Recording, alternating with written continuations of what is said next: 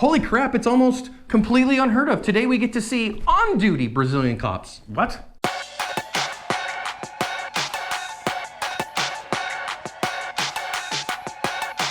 Hi everyone, welcome to today's badge cam lesson here at Active Self-Protection. I'm your host as always, John Correa, with us, our favorite former Fed, Mike Williver. Today's video comes to us from Paraná, Brazil. Today's video brought to you by New Way Ford. New Way helps people all over the country find the right new or used car at the best price with incredible service. We bought Mrs. Asp's 2021 Bronco Sport from New Way, and I'm a satisfied customer. If you see me rolling in my New Way Ford F-150, come say hi and let New Way give you a quote on your next vehicle purchase. Actual on-duty incident here. The officer is using his cell phone like a badge cam because they don't have badge cams in Brazil, or they don't fund them. They've been called here to this domestic situation. This guy is threatening his lady. He actually has been arrested 3 previous times for domestic violence, not with this particular woman. We have audio as well. You'll only get the words if you speak Portuguese, but all of us can understand the emotions. Não vou jogar a faca. Fica tranquilo, cara. Não vai sair. Larga a faca, cara. Larga a faca. Larga a faca. Não adianta. Não vou largar. Larga a faca, Não cara. vou largar. Não vou. Não adianta. Melhor pra você, larga a faca, jovem. Não, ninguém vai te matar, não. Fica tranquilo. Para de loucura. Larga a faca. Vamos conversar. Não vai fazer nada. Vamos conversar, cara. Como é que é seu nome mesmo? Como é que é seu nome mesmo? Ô Luiz, mantenha calma, Luiz. Ô Luiz, mantenha calma. Ô Luiz, mantenha calma, Luiz. Mantenha calma. Não faz isso não, Luiz. Quem chamou a polícia? Não faz isso não, cara. Ligado? O pessoal de fora, não foi ela que chamou, não. Não foi ela que chamou, não. Não foi ela que chamou. Não. Não foi. O pessoal escutou. Então larga a faca. Larga a faca, então. Larga a faca pra gente conversar. Então larga a faca pra gente conversar. A gente guarda a arma e você larga a faca, pode ser? Não vou deixar. Vamos conversar igual homem, pô. Vamos conversar, você é trabalhador. Não tem ideia. Você não precisa disso. Não. Você não precisa disso não, Luiz. Não. Mas eu não vou. Eu não vou ficar. Não. Ninguém vai te prender, calma. Mantenha calma. Você vai prender. Mantenha calma, Luiz. Mantenha Eu calma. não falei pra você que você ia. Mantenha calma, Luiz. Eu não falei pra você. Luiz, ó, Luiz. Chamou? Luiz, ó. Então manda esse embora. Luiz, Mylon, eu tô falando com você, Luiz. Luiz, mantenha calma, Luiz. Não. Mantenha calma.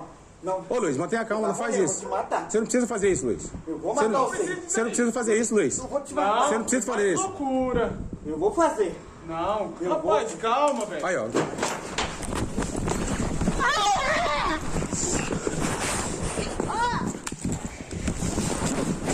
Pega a faca aqui, tio. Porra. Pega a faca na mão dele, porra. Tá aqui, porra.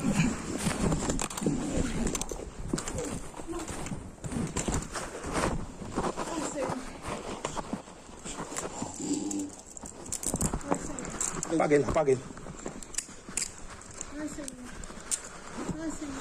Onde furou? Só o braço? Deixa atrás. Não, pra frente mesmo, vai. Solta. E aí? E agora? Você é o bichão? Não, bichão. Paulo. Você é o bichão? Olha o que você fez com a mulher ali, ó. Você é o bichão, tá? They did get this genius into cuffs, and while we might argue that he should have been shot that day, we get to think about significant lessons. The lady here did end up cut several places, was taken to the hospital, and survived. Man, I think we're really gonna have some lessons today about why I think that the use of force paradigm in the US, we do not want to be using what they're using in Brazil, and why neck restraints should absolutely be a useful tool in the hands of law enforcement. So let's get after it. Whether you're in Brazil or the United States, domestic violence calls are absolutely the most dangerous calls you're gonna go on. Anytime you hear there is domestic violence going on at a call that you are headed to, just recognize it's about to get real. It's pretty universal. Anytime you are the perceived person or entity coming in between husband and wife, boyfriend, girlfriend, father, son, mother, daughter, whatever the case may be. It's 2021, husband and husband. Yeah, sure, absolutely. Years ago, I responded to a couple of male domestics, and it was not pleasant. It was very unpleasant. So my point being, anytime you're that person who's now coming in between these two people who are currently fighting, then they can frequently both turn their ire towards you. Now you're the bad guy. Now we have to talk about rules of engagement, because this guy is clearly a deadly threat to this woman. He's threatening her with a knife. He's already cut her with that knife. And I'm asking the question probably like anybody else is asking, why in the world, when he draws this knife back, didn't he get shot in the face? I don't know. I have no answer to that, because I don't know a cop who's been on the force for more than 3 minutes who couldn't make this shot, probably from the draw. It's just a simple shot, and he's obviously making a motion like he's going to cause some pretty grievous bodily injury to this woman. So I'm baffled. And of course, this is why we work on things like dot torture. Shooting small targets with absolute certainty every single time at this kind of range. This should be a no-brainer. I actually have a little bit of inside baseball, and I know that the laws of Brazil and the use of deadly force laws in Brazil, whether you're a police officer or not, are exactly why this went on so long. Because in Brazil, an officer shoots this guy, and it is assumed that the taking of the life was a murder, and the officer has to prove that it wasn't a murder. And that's probably why he's wearing his cell phone as a badge cam, trying to say, this is why I did what I did. And the fact that he doesn't get that kind of assumption, the fact that it's assumed that shooting is immoral and wrong, is why they probably waited so long. And I thank God that we have the presumption of justified conduct, whether or not we're officers or private citizens. Agreed. And I got to tell you, if ever there was a justified shooting, this is clearly it. What else do you need other than he's about to stab her with a giant kitchen knife? I mean, if you're ever going to do it. Plus, I mean, good on him. He had a makeshift body cam. He put his cell phone on his vest so he could record this. So you've done that, but now it's time to act. You need to shoot this guy. Yeah, I think this guy absolutely should have been shot. But again, in that mindset of I'm going to end up in prison if I do that. My wife is going to end up not having somebody that comes home to her every night, and those things is why you hesitate in circumstances like this, which I'm very grateful for the use of force laws here in the United States and really wish that they would change that, because it causes this level of hesitancy. They are actually gambling with this woman's life that he won't actually stab her. Because again, now if they wait until he actually plunges the knife into her, she's dead in that case, which is why, we talk about not that he's actually doing it, but that he shows the manifest intent to do so. And the second that he does, deadly force is reasonable. Yeah, and anybody watching this saying, well, why can't the American police be this patient and negotiate for this long? Why do they always shoot someone? This guy needed to be shot. There's no doubt in my mind. And so they're gambling with her life. Yeah, they're gambling absolutely. with an innocent person's life here. And this is why we say, it ended up working out okay. But because of the high probability of how wrong this goes so often, they needed to shoot this guy in any of these cases. I mean, all throughout this entire thing, at any moment they should have shot this guy because of what he is doing. His manifested intent is very clear. So this is all about Brazil's use of force laws that I disagree with 100% because they're gambling with her life in this particular instance. Now, what we're gonna see here is finally the chair gives way and off they come.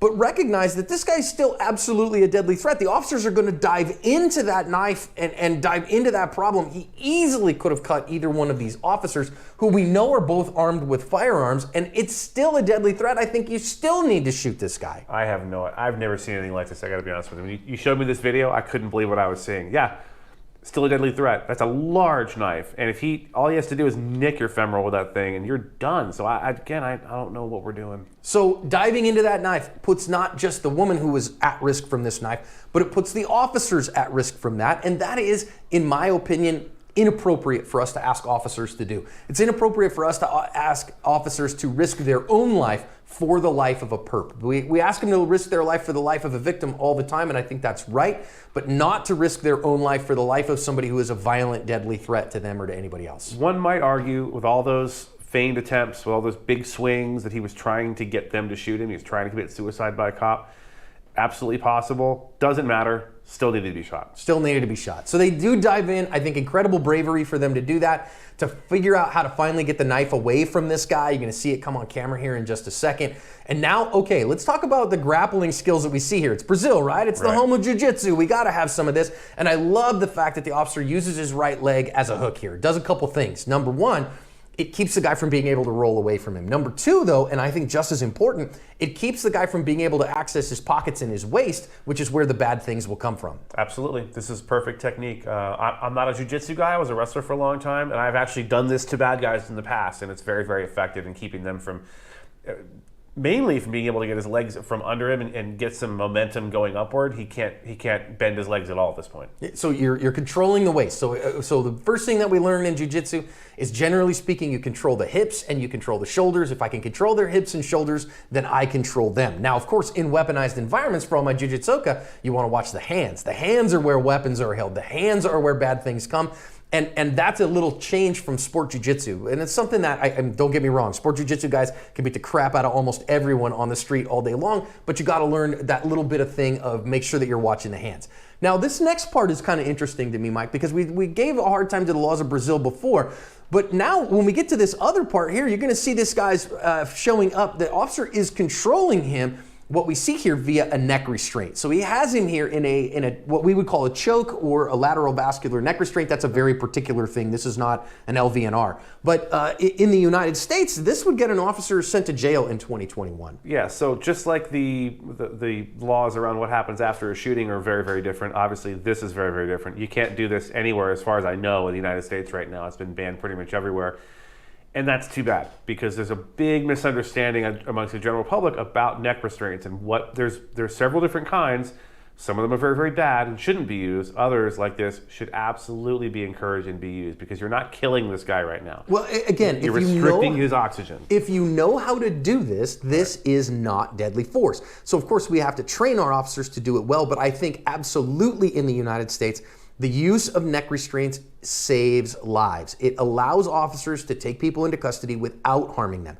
And thinking that it's always deadly force, guys, every single week, thousands and thousands and thousands of people get choked on the mats in jiu-jitsu and nobody dies. But did you die? Yeah, we didn't die, and it happens literally every week. And why? Because you're trained how to do so well. Now, yes, in jiu-jitsu, you get somebody in that, they tap, and then we reset and we let go those things go. Well, if you don't tap, guess what? You go in night-night. You go into outer space? Yeah, you're heading to outer space. And that's exactly what you would do here as an officer, is that you would send him to outer space so that you can get him into custody. This is the face of a man who is contemplating his life choices. Yeah, well, and he should contemplate his life choices. And so I think in the United States, they absolutely should be able to be used by law enforcement officers, because they should be trained in their effective use, and they generally are trained in their effective use, and they let them use less force than they end up having to use when you make them illegal. So I think that the officers should have used their gun in this particular case. Should have absolutely taken this guy out, but the use of the neck restraint in the moment was very, very good when they had the opportunity to do so. Cuffing him in front was an interesting choice. I'm not sure why, if that's their policy or why he would do that, because it's actually kind of counterproductive, but that's a story for another time. I think he probably did so because the guy's partner was on his back, and so, hey, I can't cuff him in the back because I ain't got any space to cuff him unless I want to cuff him behind my partner, which is a little bit odd. Yeah. But again, so this is one of those odd instances where I see things that there's part of this, that Brazilian laws are better than U.S. laws for law enforcement, but the bigger part of it far worse. So that means for all of us all around the world, make sure you know the laws of the way that you are, and let's work to make them all just and better.